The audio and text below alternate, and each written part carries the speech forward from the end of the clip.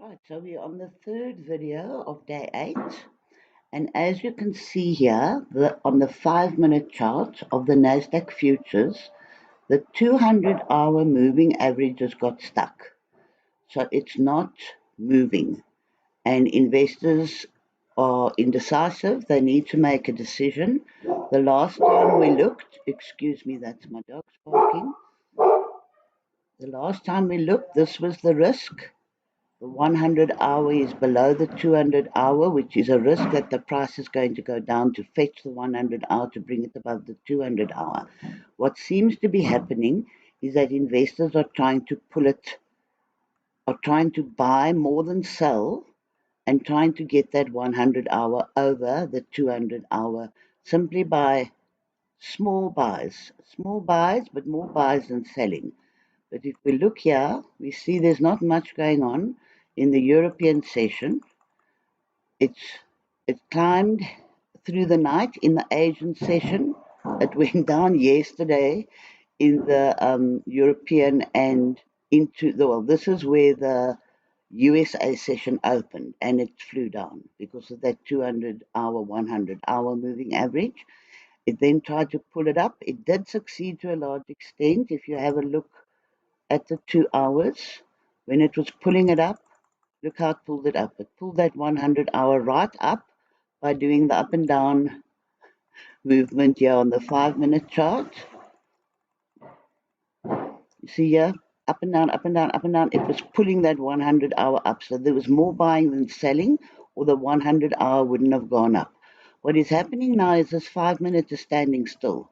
So the investors this morning have been trying to pull that 200-hour up. And you see they're succeeding now.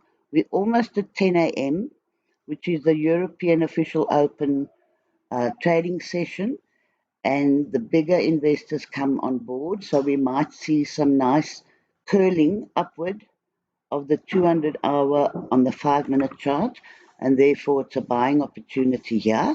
Being aware of the risk on the 2-hour chart, when that 100-hour hits that 200-hour, touches it, the price could fly down again. So we need some serious buying here to pull this up and through. And then we're still not home and away, because the risk would then be that the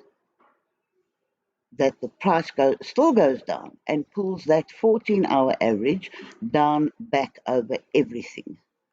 Okay, to go and fetch, have a look at this on the 4-hour chart. To go and fetch the 100-hour moving average, which will slow down quite a lot. But we're looking good in my view. Always a risk, but it's trying to get this 14-hour moving average up and through on the 4-hour chart.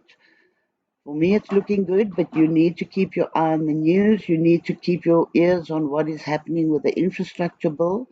If there is any chance of it passing, even with Democrats voting on their own, because that, of course, is going to increase the economy's growth.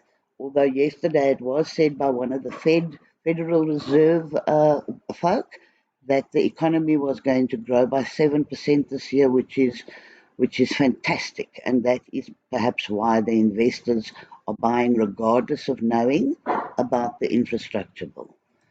Okay, so we are at 10 a.m., 26th of May. European sessions opened, and we are looking to pull. You see how it's jumped here? If you opened a buy right at the top here, you would have got a very big fright when it fell. But I did warn of it falling because of the 2-hour chart in the 2 previous videos on day 8. So we can keep going here. And we hope that the buyers are going to buy enough to pull this through and that it doesn't fall after that. Okay, keep safe out there. Please subscribe to this channel and follow my journey with Nasdaq futures and other trades as we identify them.